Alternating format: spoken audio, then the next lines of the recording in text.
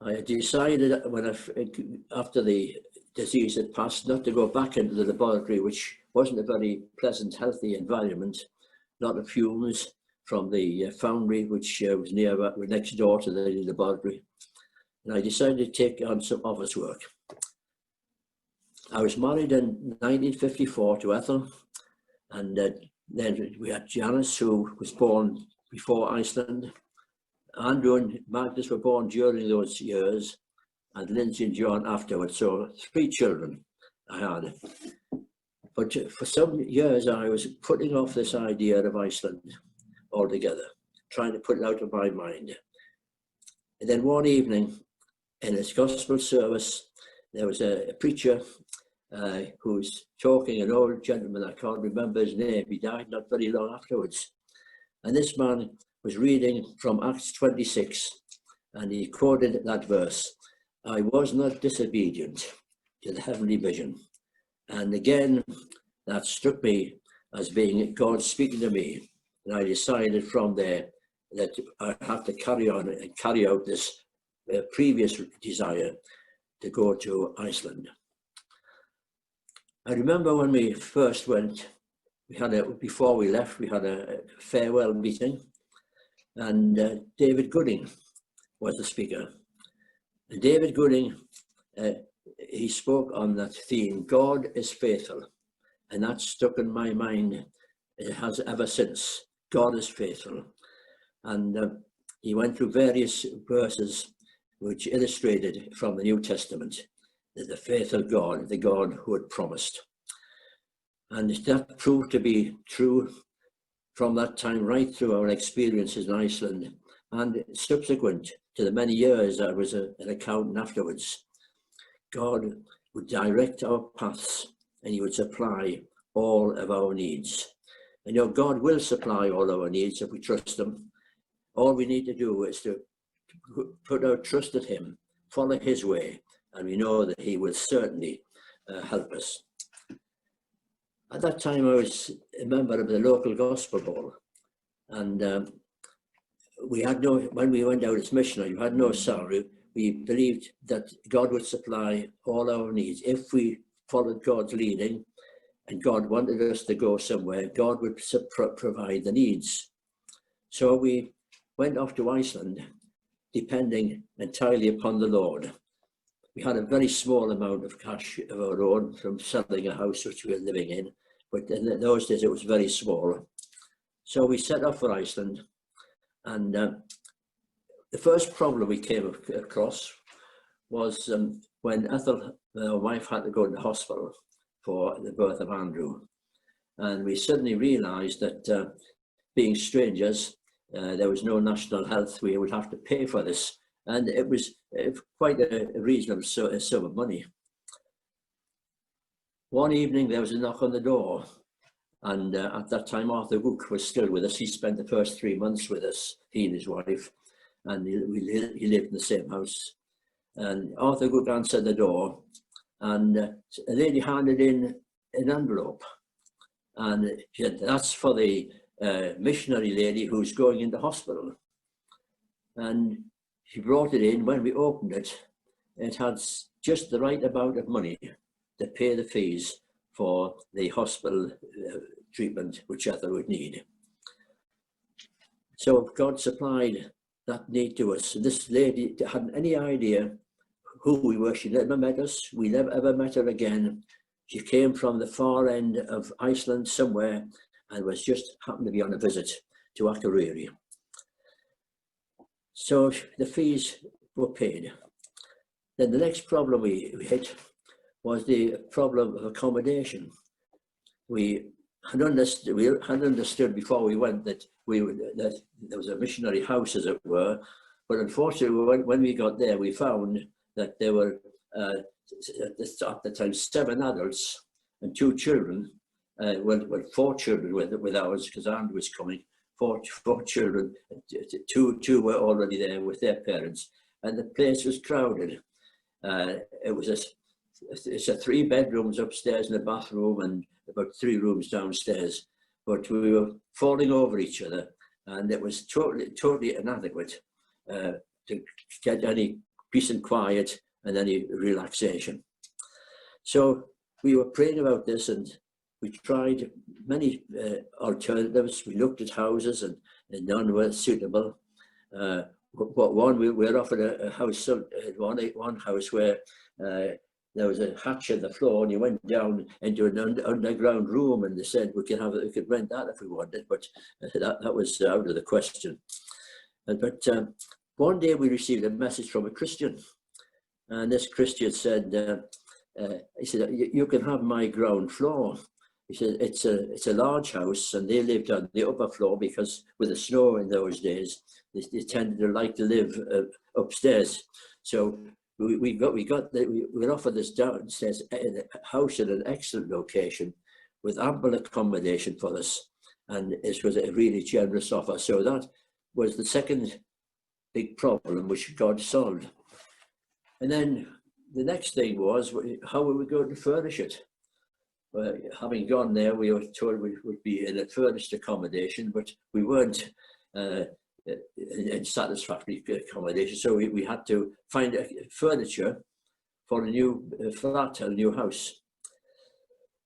It would have been a very costly operation to furnish the house in Iceland with Icelandic prices, but we were informed that we could furnish our house with second-hand furniture if we imported it from England, and it would be duty-free. So the Christians at home and the family, they got together and they got the furniture we needed, supplied the furniture to the, sent it off to the ship, should I say. The duly arrived. Then I went down to the quayside to arrange for the collection, and it was a new customs officer. And he said, oh, he says, this is a liable duty. This will be subject to a duty, import duty. And he says that would be about £100. But £100 in those days was a very substantial amount of money, and we certainly hadn't got £100. And so we tried various ways to get around this obstacle where we could avoid paying this £100. And there was no way. He said, the only way you'll get it is to collect the furniture, pay it in installments if you wish, but you have to pay £100. So I said to the man, right, I'll make some arrangements this afternoon to collect it. And on the way home, I called to see a Christian from the church, a lady actually, who was ill. And when I was talking to her, she says, oh, I've just received a letter regarding a new car bought, and they've told me that they're going to refund all the duty because it isn't subject to duty, and God's just told me that I've got to pay your duty. So the duty that she got refunded, paid the duty for. So God opened the door again. He provided the money we needed. He provided the house we needed. He provided the house, the furniture we needed, and then he paid for the duty. And so we had that's our first experience, really. Can God supply our needs? The other thing, of course, was when we went off to Iceland, the idea was to go to preach the gospel. And in the early days, of course, Icelandic was rather difficult to learn quickly. But in the early days, everything I did, it was in English. And if I preached in the church, I got an interpreter. But I did find that amongst the younger ones, they were beginning to learn English in those days. So one day I was walking down the street in Akureyri. The snow was about 3 feet deep. It was the worst winter, I was told, for 50 years. And when you went down to a shop, there was only half a shop doorway because the snow and ice had built up so high, and you had to jump down into the shops. That was the condition. I was walking down the street on this particular day. It was getting dusk, and I saw these group of naval officers coming along, and I recognized they were British, which was very unusual. So I stopped and spoke to them, and one of them said, oh, he says, you just come along with me, with us sometime.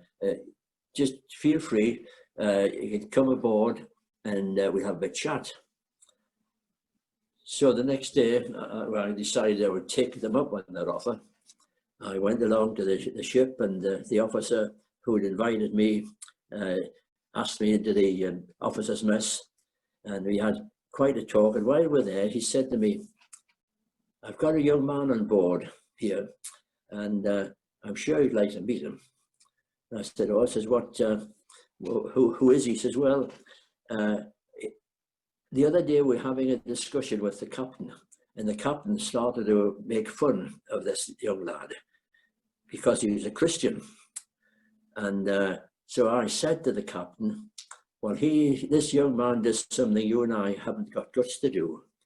He'll kneel down and pray every night in front of all those men, and he does it regularly." So the officer said, "I'll take you down to meet him." So he took me down to the quarters where these men were. They told me there was over 100 men on board ship. And he took me down to where he was. Here was this young man sitting at a little table with his Bible in front of him and a notebook, making his notes. And he was thrilled when he saw me, when I introduced myself. And it turned out that he was a university graduate who had had his national service deferred until he finished university. Now he's doing his 2-year stint, and he was on board the ship. He was the son of a Church of England minister who lived somewhere down, I think, Somerset. The boy's name was Philip Pander. And so Philip and I had a good little talk. And then he said to me, he said, "If you can come aboard tomorrow evening, I'll get some of the lads gathered around and we'll have a discussion." Sure enough, the next night I went down, and there was Philip with a group of sailors sitting around him, waiting for me to have a talk. So we had a good discussion and a good talk about the scriptures. And I thought, well, speaking to those men going down the street and was not just doing the natural thing, but with a heart ready to obey whatever God wants. If you take just the normal course of events as they come along each day, God often has a purpose behind it. So seek to follow each little bit of guidance God might give you. But that wasn't all really. There was more to the story. Few months later, there was another ship came in. It was a sister ship to this the first one. They were both on fishery protection duties. And again, I thought, I'll risk it this time and I'll go on board without any asking. I'll just go up the gangplank and just ask the man on duty at the top, could I see the officers? So I went up the gangplank, and the man at the top, the young man, said, "Just a moment, I'll contact someone and see what they have to say." Suddenly the hatch opened, the door opened, and out pops the first lieutenant who had originally asked me on the first ship. And he was surprised to see me, and I was surprised to see him. And he said, "Oh," he says, I've been transferred from the other ship and I've been brought onto this one."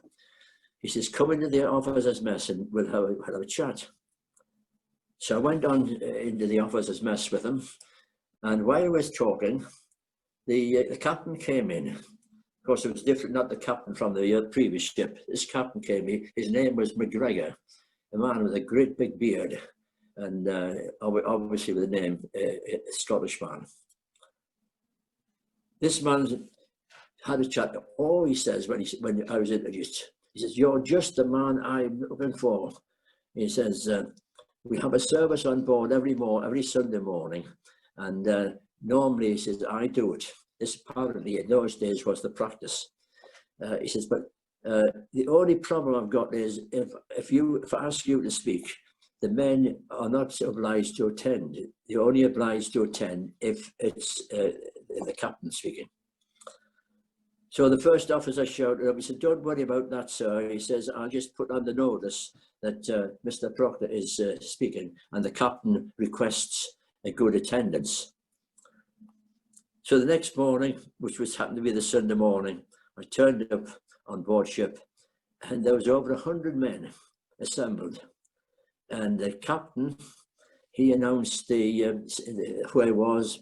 They had a hymn, they all sang with gusto, the usual hymn they sing on board ship, lead us, Heavenly Father, lead us.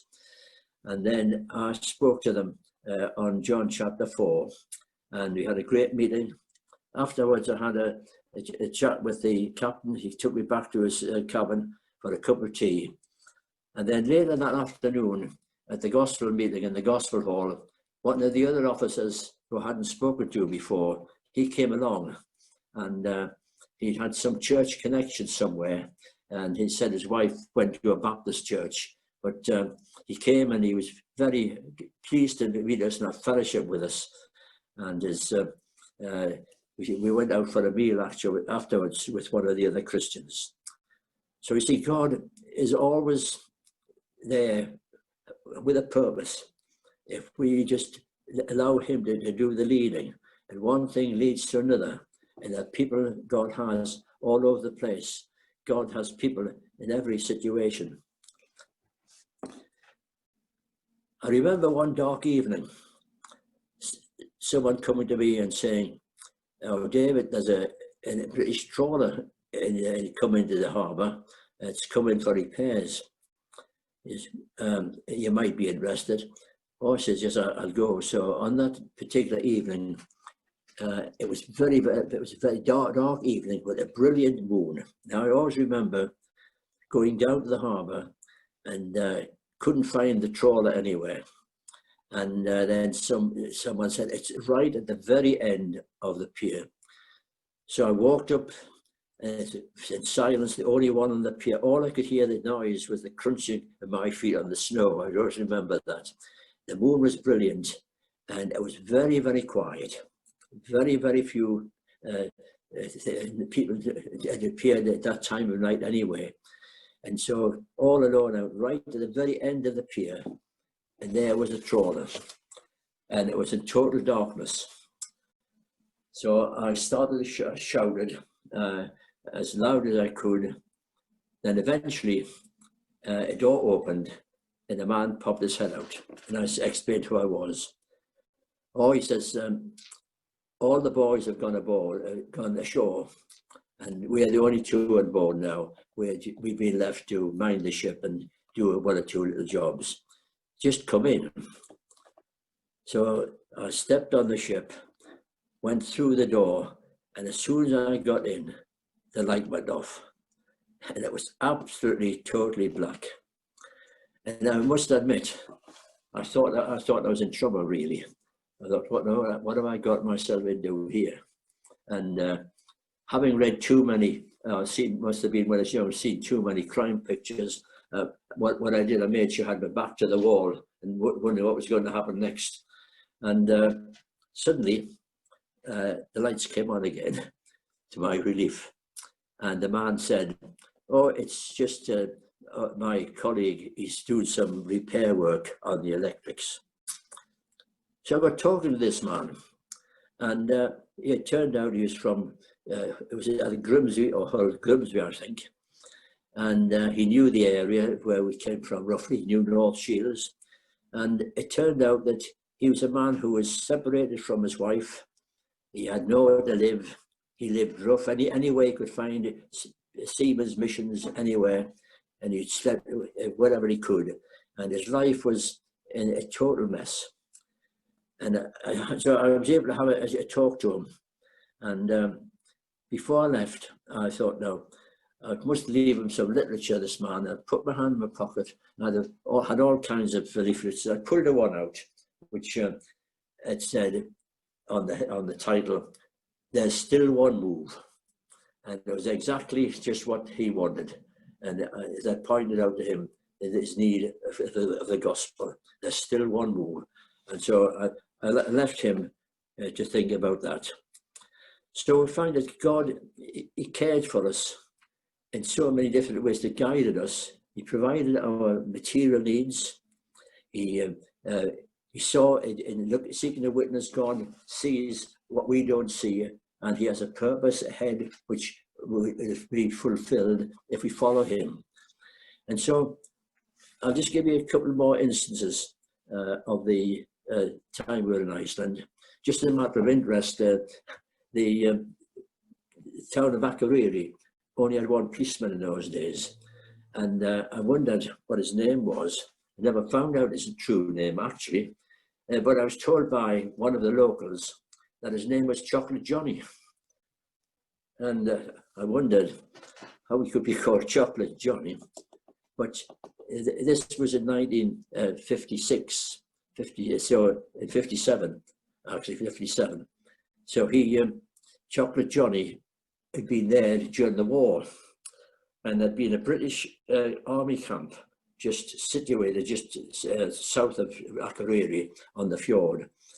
And the soldiers, when they had time off, they used to go into Akureyri and to live it up, as it were. Although there wasn't much to live where they could live it up in a place like Akureyri, I don't think. But they went in Akureyri, and in order to keep the policeman quiet, they used to give him a bar of chocolate. And so he eventually acquired the nickname Chocolate Johnny, because Chocolate Johnny was a man who couldn't see if he had a chocolate bar. So the soldiers were always quite happy.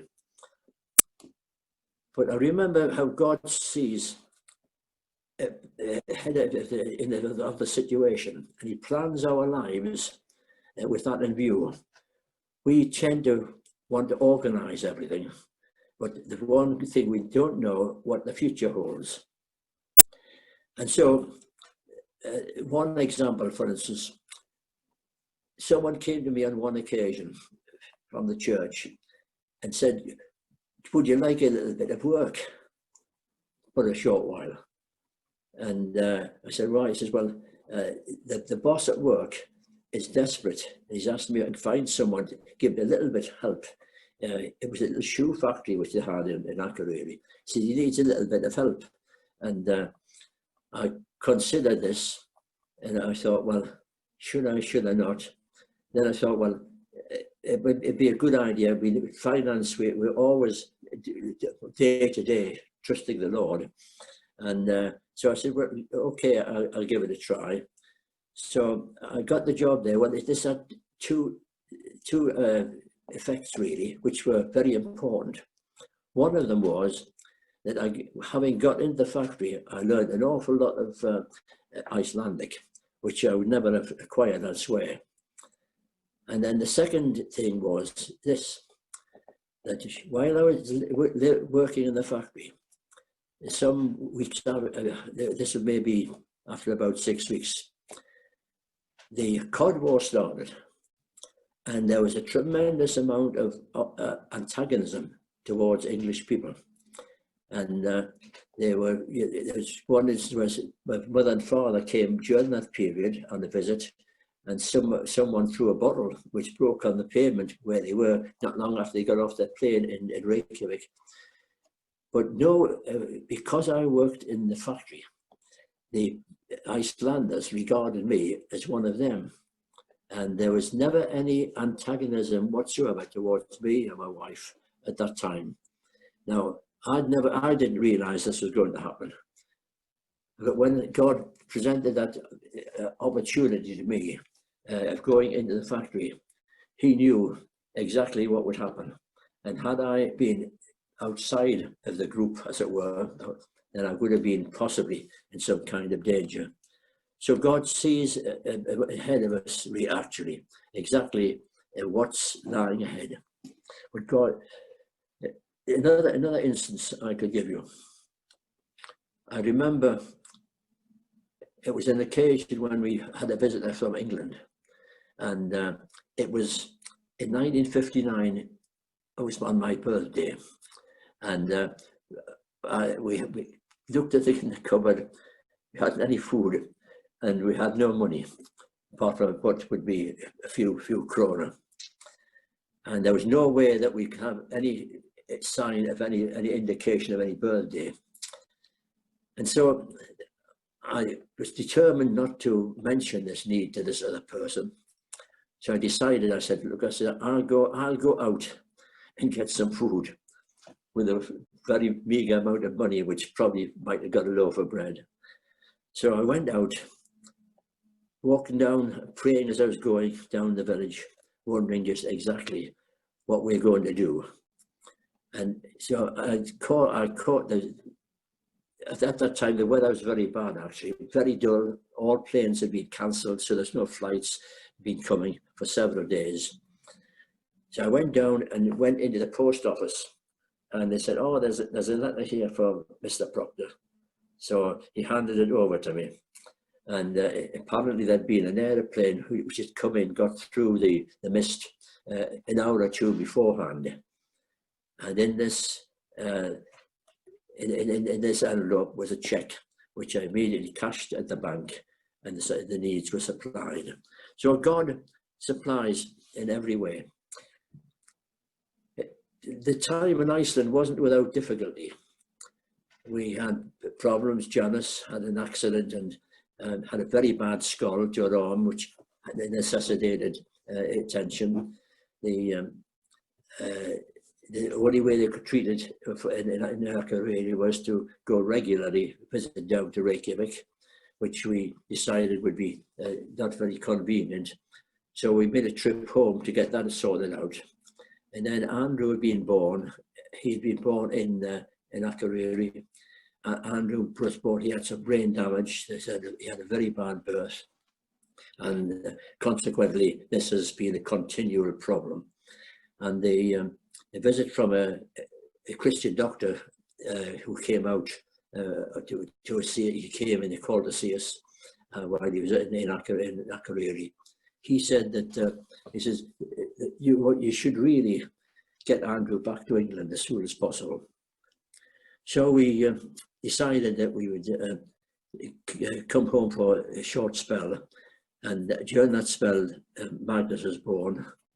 And Magnus was brought back with his mother. I came home, and actually we went back ahead of the family, and then the family followed later.